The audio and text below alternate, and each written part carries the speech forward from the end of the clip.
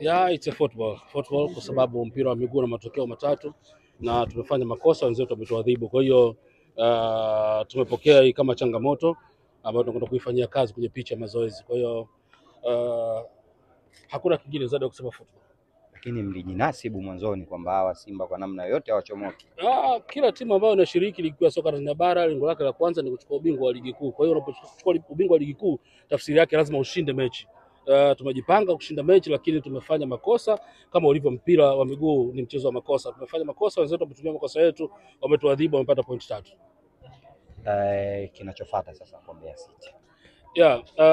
Mbeya City kwa sasa tutakwenda kupata mapumziko takriban siku 10. Mara baada ya hapo tutarejea kambini tena kujiwinda na michezo mingine ya ligi kuu ya soka Tanzania bara, tayari kabisa kuendelea kupeperusha bendera yetu vyema. Umetuambia hapa kila timu inayoshiriki ligi kuu lengo lake ni kuchukua ubingwa. Hii ni moja ya ndoto ya Mbeya City kwa msimu huu.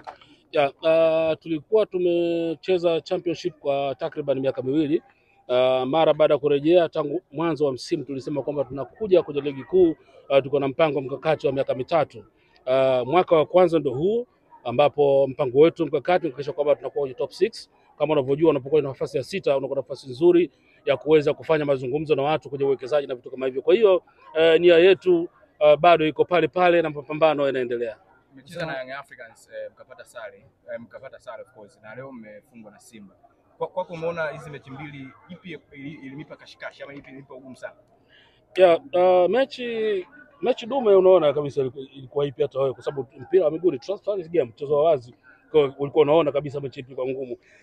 Timu ya bahati imefanikiwa kupata ushindi leo, lakini mechi ngumu ilikuwa ya kule Mbeya dhidi ya Yanga.